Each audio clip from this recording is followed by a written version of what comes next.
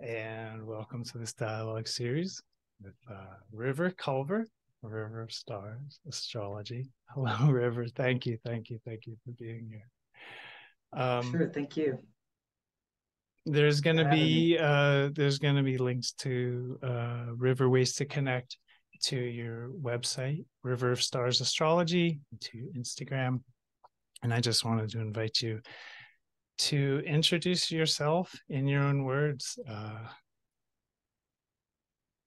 Thanks, Michael. Yes, I am River of Stars Astrology. Heavy on the stars. Stars are a big passion of mine. I have been passionate about the sky and space, all things space related, since I can remember.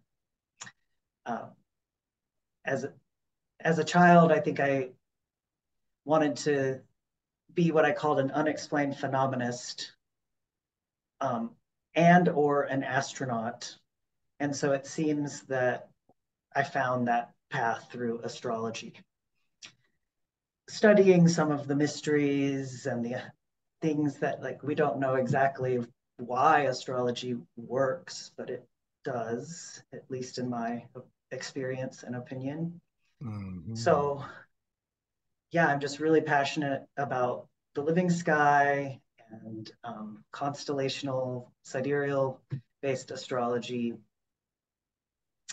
Right. And We don't yeah, do things exactly the same, do we? But we both do things in reference to the uneven sidereal. And you were just saying before we recorded that you do some even sign work, and I correlate things with even sign all the time. So we're sort of both have our main structures, and they're simpatico mostly, but we remain kind of fluid within the whole, how you do it kind of thing. Yeah. yeah, I think most astrologers have their own methodology. And yeah, I use the 12 sign Babylonian zodiac, the Fagan Bradley zodiac. Fagan Allen is also a name, in tandem with the constellational zodiac. I use the IAU boundaries, which is the difference. Michael uses the midpoint boundaries. But I'm the zodiac itself. I can see the things no matter which zodiac is used. So I'm not Yeah. so Yeah. attached to Right. which zodiac is employed. Right. Yeah. And I think it's lovely. I sort of bring that up because I think it's lovely to talk across the aisles. I always think it's lovely to talk to people who do things differently. I learned so much. And I think that even in some of the charts you'll see today, it's not actually the like true sidereal, if that's like a trademark or like a branded sort of thing that Athan Chimenti made up for his zodiac. Like I've already gone and altered that. I don't know if you caught my last lunar cycle video, but I identified some discrepancies with Cancer, stars of Cancer that were sort of seemingly misidentified in the 3D planetarium section of Prometheus. So I've the charts you'll see today, I've already adjusted the boundary between Gemini and Cancer. So there's no branding for what I'm doing. I think that you and I share this. We've both been doing astrology long enough that we've developed our own sort of like approach that reflects our relationship with the living skies, as you put it. I love that phrase. And yeah, thank you for that. There's so much there that I want to. Oh, an unexplained phenomenologist. Like that's it. So that'll be next time you're a guest for a dialogue. Yeah, I'm I sure. told everyone. I told Yeah, everyone, yeah. and I'm glad They, I yeah, they knew. asked. Go ahead. I'm sorry. I'm so sorry. I'm glad I knew from the beginning. And Yeah, that was it. once That I was it. They asked me when I was in school, in like kinder school and preschool, what I wanted to be. From the earliest time I can remember, my answer to the question was an Indian. I wanted to be an Indian. And it was not, I was I don't know. That was just I saw even in the pictures and like horrible Hollywood cinematic depictions of First Nations peoples. I saw something I really related to. Like, no, that's my ticket. So, I can relate to not feeling like a Barbie or Ken type person. Maybe that's in the language of du jour, maybe, but just not a status quo person. But River, we are here today to talk about some important stuff. You are here with some information about the first or it's not the first, it's the secondary progressed new moon of the United States happening early in 2024. And so this is just this progressed new moon, which we're going to talk about. If there are people out there and they're like, oh, progressed new moons, that sounds advanced, don't leave. It's not advanced. It's real easy. It's super interesting, absolutely fascinating, and we're going to get into why it's important. And we were talking, River, about the context of all this and how many important alignments, important sort of events in the sky are happening between 2024 and 2028. And this is definitely one of them. So we have the first Pluto return early in 2024. That's sort of an unprecedented event since it's the first. I made a video on that, and I'm not going to say much except I'm not going to put it up in the corner. I don't do that, but you can look it up. United States first Pluto return. There's a Chiron return in 2025. There's the third Uranus return in 2028. And we do have a precedent for that because it's the third. The second one correlated right about with D-Day and World War II, which was a big United States involvement in World War II. Remember, this is United States, just so that everybody's keeping up. And the first one correlated with the Civil War. So these Uranus returns are like, big change, big upheaval, lots going on. And a Pluto return, this is sandwiched. This event of progressed new moon is sandwiched in between these two planetary returns. And this is what you chose to talk about today. And why is that? Why is the secondary progressed new moon? Why is that what you chose to focus on in the middle of all this? Well, all of those points that you mentioned, I wanted to talk about all of it. We but did, and then decided we couldn't.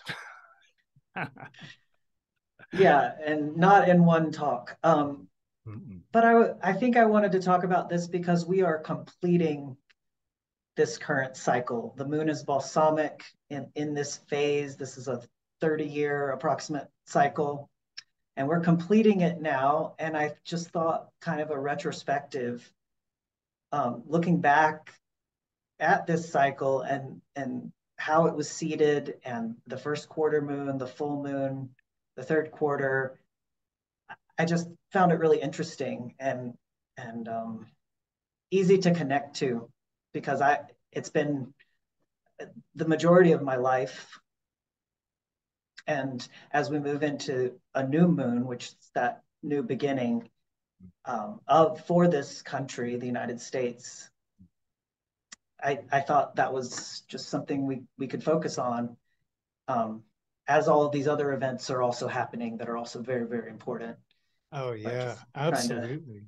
Absolutely. And then we will be, of course, I think you and I will be part of maybe a larger panel talking about the Uranus return and Chiron return and Pluto return and all of this in context. And with this discussion, I think for the group of us, these practitioners, which are sort of connected and in conversation in an ongoing way, this what you and I will sort of discuss, discover, explore today is just part of a very ongoing conversation.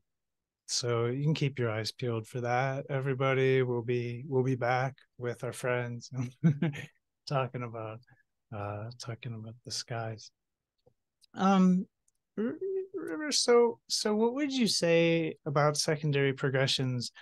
Um, I already have told people they're very fascinating. They're, to me, they're a little bit mystifying in that there's a little bit mystical component in that it's a mystery. We don't understand why this works. What would you say to someone if they said to you, "Well, I don't know anything about secondary progressions. What's that?" Well, the way I think about them are like fractals. And I feel that we live in a fractal universe. Um, but basically, it's a way of taking a chart where every day after the day you were born equals a year. So that's the kind of fractaling effect. And you look at the chart in that way, and it's highly accurate when you look at these progressions and the timing. Again, in my experience, Right, right. So for every year that passes from somebody's natal chart, for every for every time the sun goes one whole way around, which is really the Earth going one whole way around the sun, but from our point of view, for every time the sun makes a rotation of the zodiac, that year in a secondary progress chart, that would just be one day. So like one rotation of the Earth is resonant, right, fractally, with one orbit of the Earth around the sun. And we get data from this. We get data from this, and we don't we have no idea why. And I think what's implied by the idea that this sort of sympathetic resonance gives good data, I think what's implied by that is mind blowing. Just that patterns can be nested in patterns that don't have to make as much logical sense as we might think for them to be connected, that a resonance could connect bodies across space and time in ways we most of us don't even consider. It seems quantum. Do you know what I mean? Yeah, I yeah. think that's super cool. Is there anything that you would add? Secondary progressions, we have what they are. We know that they just work mysteriously, and um, The thing I would add, when in my own work, I really focus on the progressed moon, and that's what this talk is on. All the progressions are important, but the moon cycle again is that approximate 30-year cycle. Um, and you can just tell a lot. It's the fastest moving body by progression. right, because all the progressed bodies, when you look over time, they're moving very slowly. A day for a year is so. When you see the moon moving, it's moving a bit faster. And I really love that you brought that up, because when we look at progress charts, the way I learned progress charts is just that very first, it's like just throw everything out, discard everything, just look at the sun and moon. And that's like absolutely the core of a secondary progress chart. And then from there, it's like how they're relating, and you can start to build out, sort of see how the patterns fit together. But the sun and moon and the progressed lunar cycle is always kind of got some motorcycle in the background, but it's always of ultimate importance. And the new moons, right, these endings and beginnings, these endings of old cycles, which we're in now, you mentioned being very close in a balsamic phase, so this next new moon 2024, they this goes back to a 1994 new moon, And that's what we'll be looking at today, these cycles from 94, the new moon. And that's why this delights me, is because I do lunar cycle videos, and I look at lunar cycles all the time, but today we'll be looking at this secondary progressed lunar cycle. So that's really cool. Is there anything else to say before we jump in? Is there any other context to give? I think I just want to invite you to start sharing your observations. I have the charts. You can ask me to put any of them on the screen, and what's Sure. Yeah, if you want to bring up that chart from 1994, which is again the seed of the entire cycle that right, we've nearly completed. right. So this would be like the new moon of the cycle we're in progressed terms. And I also want to make a note. Just remember, these are progress charts. These aren't. So in 94, you'll be like, whoa, those planets weren't there. And then, no, they weren't. This is the progression of the United States 1776 chart. 1 day for every year. So this chart might look totally wonky, and I just want to refresh that. I want to keep that in the fore of everyone's mind while we look at these charts today, because we're basically only looking at progress charts. Well, you can take it from here, River. I think I've set it up. Well, I'm going to try and broad stroke a lot of this as best I can, but the sun and moon you can see are together. That's the new moon. Um, sun and moon, they are in late Capricorn, so that is the seed, late Capricorn. Um, and I honed in on the fact that this new moon was close to the star that is the tail of the goat. This is the star name is Deneb Algidi. So I think of this star having a lot to do with judicial matters. And in the sign of Capricorn, you know, we have seen a lot of legislation take place in this entire cycle.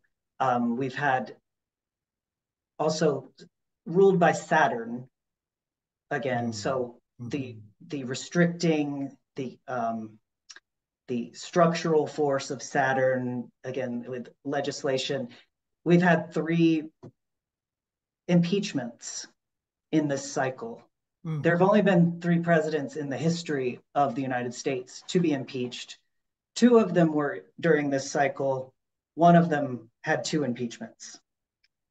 So that constraining force of Saturn is one thing I considered. If you look at the well, I don't want to get sidetracked. I'm bringing in the natal chart of the U.S., but just to like that judicial piece, that's one side of this star of the goat. But also this star is one of the Bohemian stars. These were 15. Yes. Yeah. This was one of the stars that the medieval alchemists and magicians, I think they're one and the same, really, but utilized for magical purposes. So I also see this cycle, the rise of constellational astrology. I don't know the exact time period of when people started practicing this, but I do think it has become more pronounced. And of course, not just that, witchcraft has really, magic in general is like really a big part of the ether of the United States, I think, and that discussion. So I think Deneb Algidi also has that component as far as this whole cycle goes, and ways of looking at the world and bringing in the magical piece, I think of to characterize the star as sort of like a a um, a patriarch, maybe a bearded patriarch, but with those virtues of justice in mind, as well as like the patriarch that's also the wizard, the Mhm. magician. Sounds So a these, little like the hermit in tarot, which is always associated classically with Virgo, which is just interestingly where Saturn is. But I like how you characterize this Dena Baljetti because it's an interesting juxtaposition. This sort of legal, kind of official, kind of like regimented, and then this it's just very mysterious, kind of wise and mystical vibe. yeah, so often things have both. You know, you think of Capricorn in some ways as this like practical, maybe um, there could be a stodginess even, but there's also this very mystical side of Capricorn. The sea goat is, you know, um, I think there's a depth and a mysticism and bringing in even the tale, the wisdom of the sea Yeah, in correspondence to Capricorn, you know, right. where so much wisdom is derived from that the ocean, the vastness of the ocean. And so I think it's always both, but in a more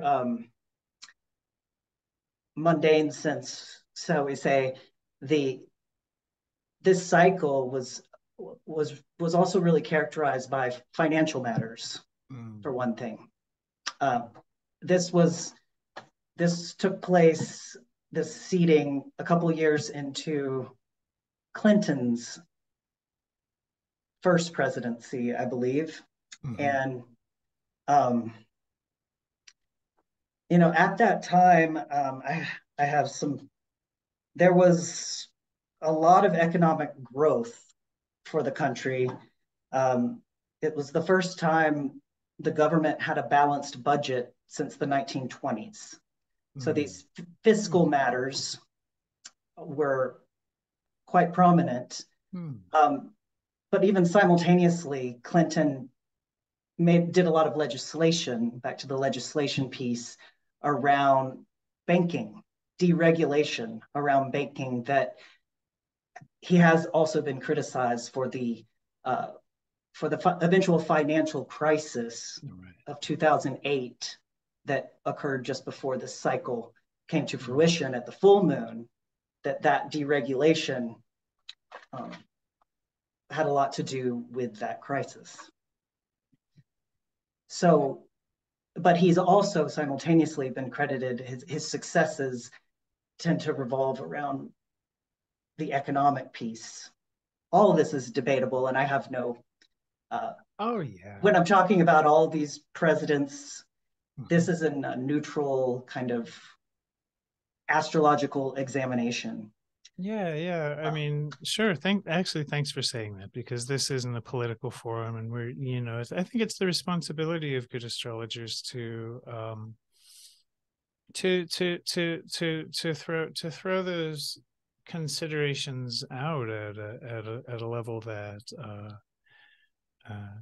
keeps people alienated from and divided from each other. So yeah, that's not the intention here at all.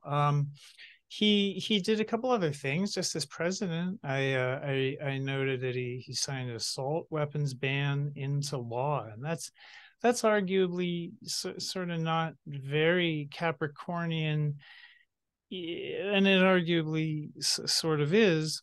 um there were a lot of things that happened that I feel. So I noticed, one of the things I noticed about this chart is that we've got late Capricorn, the fish, activated, and early Capricorn, the goat, activated. So there's a little bit of juxtaposition. There's gonna the point of the cycle from sun moon point of view is going to be about oh, having learned and tempered our like wild goat attitudes, now we've become more wise. We can go with the flow. Ideally, that's an oversimplification. But then Pluto, at the Pluto in the South Node, these deep, deep, deep levels of the of the let's just call it an equation. These deep levels of the equation, we've got very goat energies, right? Very, very rambunctious energies. And at the same time, there's a very activated Uranus on Aldebaran. And in Aquarius, ruled by Uranus, we have Mercury, and he's still in the sky.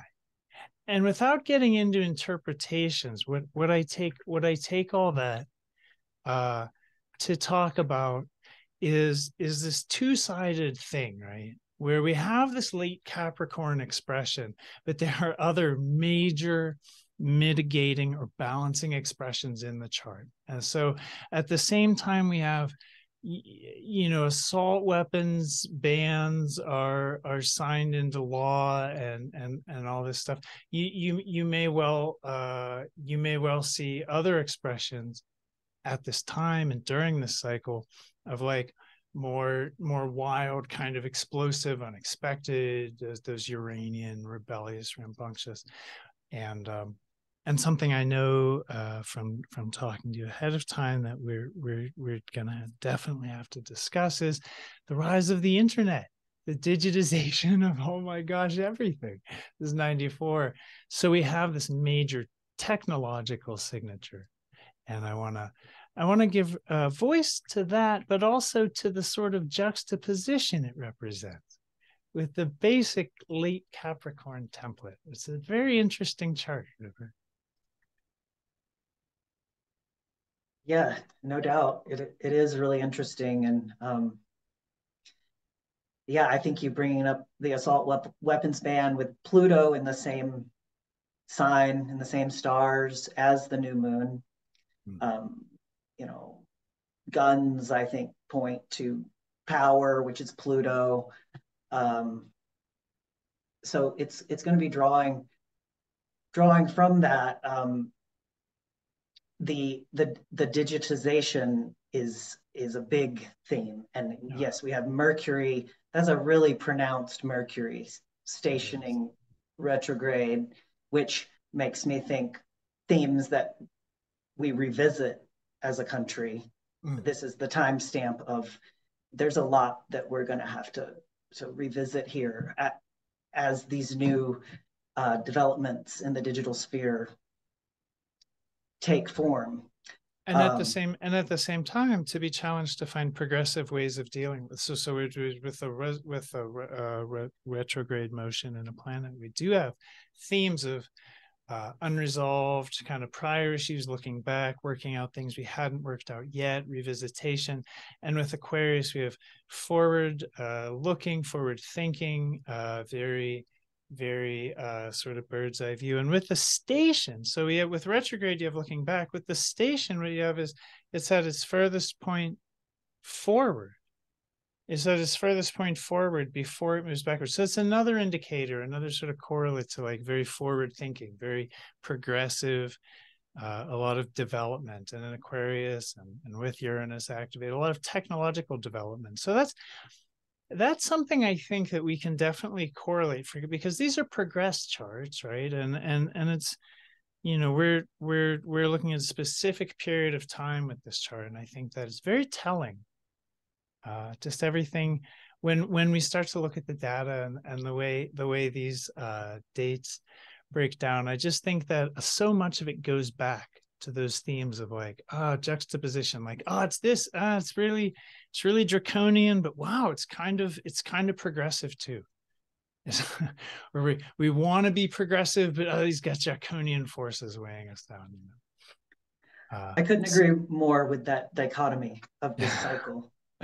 Thank you. I think it's interesting. It's interesting that it's in the chart. Some other things relative to America, the aka the United States, for our worldwide friends. Another thing relative to the United States that happened was that NAFTA went into effect in 94. That's huge. That was changed our relationality uh there's a joke here about America and the Americas, but NAFTA changed our relationality to Canada and Mexico. And the North American Free Trade Agreement was, I want to say, one of the templates for the European Union. If I could be so bold, I mean, there are people who are going to disagree with me on that, but that's just an interesting observation that I'm going to leave out in space. Yes. Yeah, and I think that also speaks to Mercury. Mercury, the commerce, the trading of goods, and Brilliant. and the big shift in that relationship to Uranus. Mm-hmm. Mm-hmm. Um, Yeah. Yeah. Brilliant. one other piece is that I thought about is, so if you look at the natal chart of that 1776 chart of the United States, Yeah. Let me bring that up. That's not far away. okay, great. So we've got so we do So have U.S. natal here. yeah, so I just want to take a look at Saturn since Oh this yeah. since this new moon was in Capricorn, Saturn ruled. I want to show that icon beside Saturn. That is Juno, Juno. the Yeah. asteroid of union, of marriage. Mm. And we had some major legislation in this whole cycle. Mm. Uh, Clinton actually passed um, the what's it called? Let's see if I wrote it down. Defense of Marriage Act, which established definition of marriage as between one man and one woman. So that was passed in 1996 by Clinton. Um, by 2015, the Supreme Court declares same-sex marriage legal, and then by 2022, Biden signs Respect for Marriage Act. So we've just had some major legislation around marriage in this cycle, and who, you know, Right. who is granted those rights, and where it began was preserving those rights only for one man and one woman under Mm-hmm. Clinton. Mm-hmm. Yeah, brilliant. And I see when I look at the there's one single word for what one of these charts is called, and I can't think of it right now. But when I look at Juno, the relationships that this asteroid is making is important relationships: square Sun, trine Moon, square Mercury, and very close trine to Mars. There, just for starters. So yeah, very activated, this theme of partnerships, and with Saturn in Virgo, the thinking and laws that govern partnerships. Yeah, very interesting. Very, very interesting If you observation that the and this is the natal chart. So it's sort of saying, like, this is sort of built into the United States, even though it happened this last cycle. In a way, I think there's a lot of development in Virgo of thought about partnership and what's Saturn's word? Legitimate, right? I mean, it's arbitrary. What Saturn thinks is legitimate. You can agree or disagree with that. Believe me, and I know you do. But I think that's very interesting, River. That this is in the natal chart. It's like in there from the beginning. One of those things. Yeah, and I think that's also a good point. I don't think it has to be marriage. I think we have seen, new forms of relationship also become more and more legitimized, more styles of Yeah. relationship. Back to the other chart, I Mm-hmm. don't, it's not plotted, but I have it here in the chart I'm looking at. It's really tightly conjunct. The galactic center of this chart is Okay. Juno. Juno. I Oh, told you to so take it off, but no, it's no, no, that's okay. And we can just put that in right here. It's in Ophiuchus or Sag. right around the galactic center. Yeah, right, very, very close to the galactic center. Like, Sure, sure, sure. So let's sort of unpack that. The galactic center is a bit of an activation point, and it's as bodies move around, the one thing that's consistent to all bodies that we sort of observe with galactic centers, the galactic center intensifies things as they pass, and it intensifies in a way that, like, as they move through that intensity, they take on a new expression.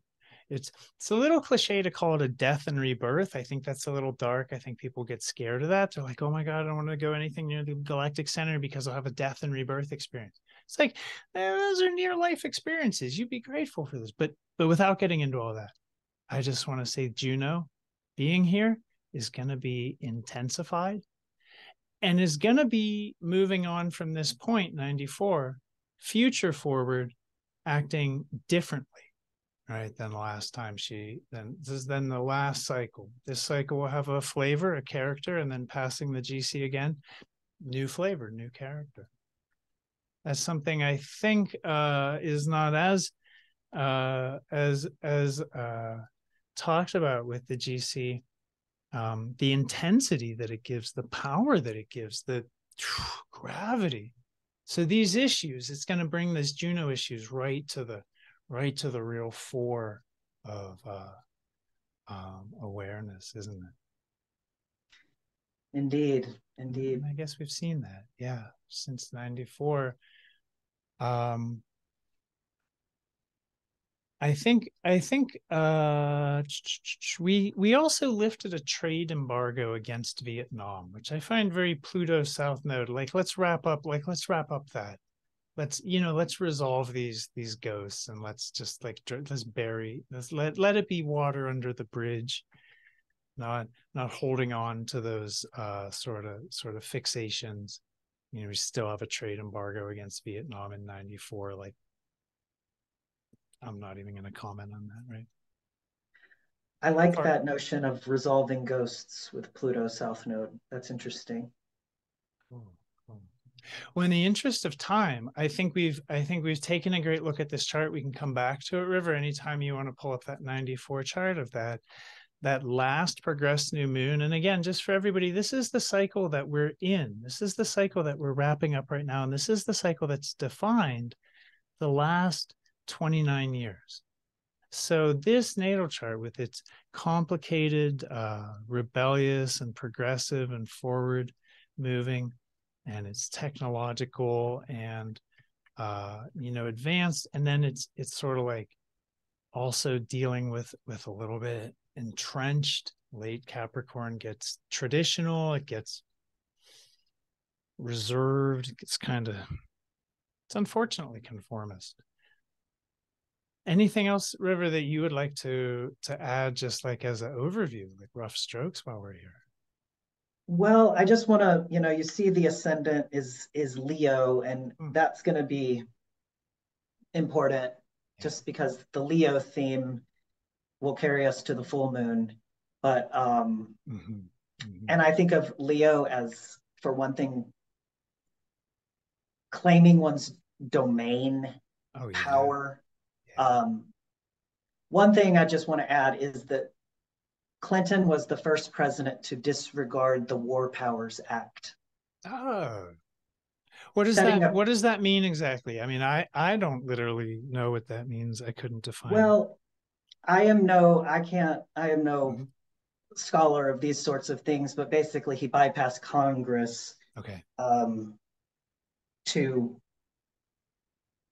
declare a war act. And this set a precedent for the administrations that followed, who have arguably worked to increase that executive power. I see. One thing about new moon cycles is they tend to, in a progression, they tend to set like precedents. The things that are happening at that time tend to be some expression of a template of that thing that you see at that time might evolve. It might go on a journey of growth, or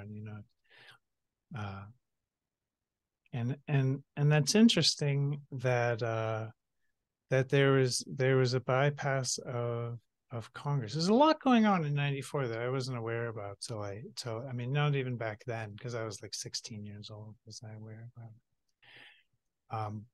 But then as this cycle, River, started to develop, and we hit the first square, the waxing quarter square. That happened in a year that I think, and I want to open that chart right now. I'm just gonna do that. I didn't really check in. I didn't mean to be rude there, but No, that's so good. Let's move on. thank you. It's a year, everyone, I think will remember, a sort of infamous year in United States history. 2001 kind of changed everything, didn't it? Yeah, Yeah, it was yeah. pretty much. I think even though the main event of the year didn't happen till later in the year, which was September. I think some other things probably happened in 2001, but not, if you go back and you look at what happened in 2001. If you just ask the internet, it's dominated by the what do you call it? Destruction of the World Trade Center. I just want to call it a demolition. It's like, don't call it a demolition. Don't. It's a destruction, of course. And then, just everything around that and what that changed. Do you have any other observations about 2001 that aren't? Because this chart, this went exact. This square between sun and moon, this waxing square went exact well before the World Trade Center destruction. I mean, it went exact, but it was only a few degrees away at the time of the World Trade Center. So Mm-hmm. I think, as far as an orb of influence, it was still very much configured to this first quarter, in my opinion. Um, Absolutely. I see it as correlate. I see that square as exactly talking about the kinds of events like that could just, and especially in light of the power of Uranus and the power of Mercury in the natal, or the new moon chart in '94, to just charge the entire cycle with like crazy, just extra crazy. yeah, I mean, very soon after that event occurred, um, the invasion of Afghanistan Oh yeah. was in October of 2001. Right. And then Right. after that, the Iraq. Iraq invasion a couple Mhm. of years later. Yeah. So, so something I would say about where, just back to the stars of Yeah. where this first quarter took place, is um, conjunct the Pleiades, Alcyone of the Pleiades. Where Um, where this first quarter, you're talking about the placement of the moon. Is it yes, on very near Alcyone in the Pleiades? Brilliant. Brilliant. yes, I think some say Alcyone, some say Alcyone, potato, potato. Oh, What sure, else? Alcyone. I've never heard that. That's a beautiful pronunciation. Yeah, I like the way that sounds. Yeah. And I think it's important to bring that in because this is, I associate the Pleiades for one thing with sorrow. Mm. Yeah. Yeah. They have that association. Also, an association with the moon. That the moon's very Yeah, strong here. But the moon being that feeling aspect of the psyche, such a big component of it, that sorrow, and just the very emotional component of Pleiades, that very passionate component. there's that story of the lost Pleiad that is theorized to go back possibly 100,000 years Hmm. of the lost sister. So, and that the tears of the Pleiades Mhm. would fall to the earth, I believe, like rain, Yeah. um, mourning the loss of this sister. Yeah. So, Yeah. you know, That is very old. That's very old. But please continue. Yeah. well, just I think there is so much to say about the Pleiades of you know, they're very transcendental in a way, and Hmm. activating of that third eye, like possibly, you know, we had Dana Belgidi as one of the Bohemian stars. Alcyone also is a Bohemian star, Mm-hmm. and Mm-hmm. so Hmm. there's a thread going there, Oh, um, yeah. and Alcyone follows, and the Pleiades follow the longitudinal alignment to Algol, which is all, Right. which is that you know, the most feared star in the heavens. I mean, actually, when I plot this, um, you know, I think what I'm speaking of actually here is let me get this going. If the timing is actually at the trade center or or There was an Algol connection with that event. just give me a moment here. Let me Oh, get sure. my Take your chart time. going and how it relates to Totally. Totally. stereo chart. Yeah, while you're digging that up, I think I'll just mention just for filler that in ancient Babylon, the Pleiades were their own sign. They were separate from Taurus, and I think their rulership was given to the moon. I think they were resonant, seen to be resonant with the moon, and so the moon has always been strong here, and the Pleiades and the Hyades have always always, right, since that time, since ancient Babylon anyway, portended rain. As planets move through them, they noticed that especially some planets, the rainy planets, that brought rain. But I'll let you back to you now. Back to you. Thanks for filling that in. I had to look at my own coordinates here, but yeah. Yeah. So what I'm actually talking about that quarter moon stamp. Um, it's the moon as far as degree is like right between Alcyone and Algol. Oh So yeah, yeah. I think that the power of Algol, the rage, Mm. the chaos, perhaps. I mean, this Algol is Mhm. thought to be one of, or if not the most feared star in the heavens. I think Algol is also incredibly protective and also a Oh Bohemian yeah. star, another Hmm.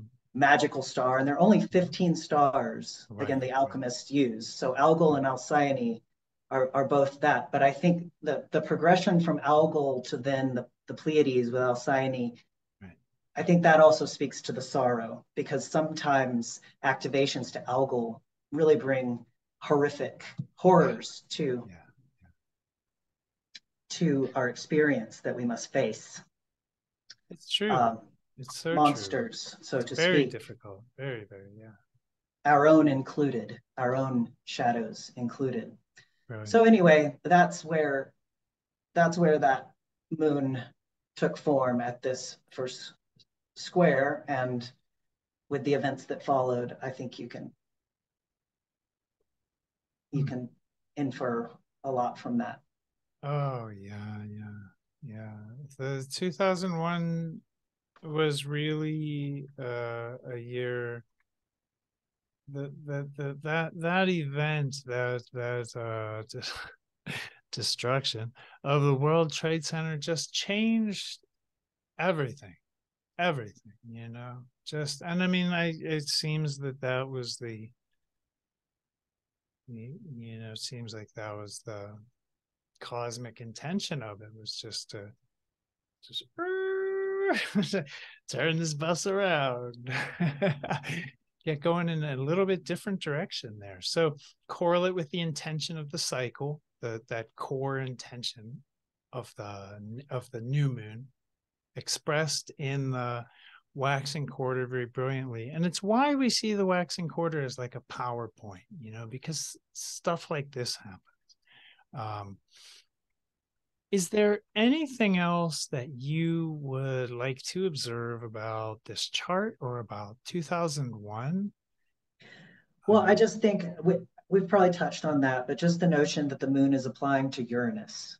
The So moon again, is applying to Uranus, and it's making amazingly close trine to Neptune too.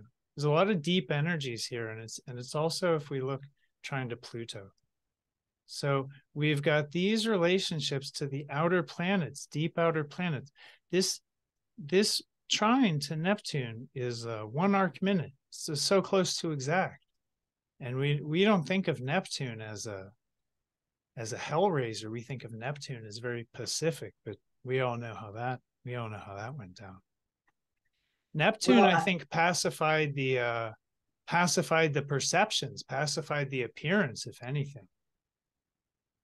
We don't need to resurrect these old conversations. I'm not trying to be inflammatory about it. I just literally, when I talk about it, it's just the word I do have to check my words just to keep it kosher, River. So we'll try to keep it kosher.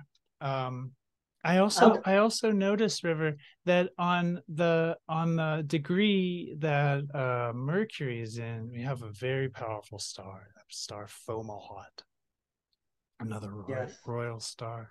So a little bit activated, these royal stars for that chart. Uranus and Mercury. Well, yes, and Fomalhaut, I mean, all the royal stars speak to power. Yes. They are the royal stars, the holders of those quadrants, big, archetypal forces. And Fomalhaut aligns to Aquarius, very much associated with Aquarius. I mean, back to the legislation piece, what this event, the type of legislation that was ushered in from the Patriot Act to others,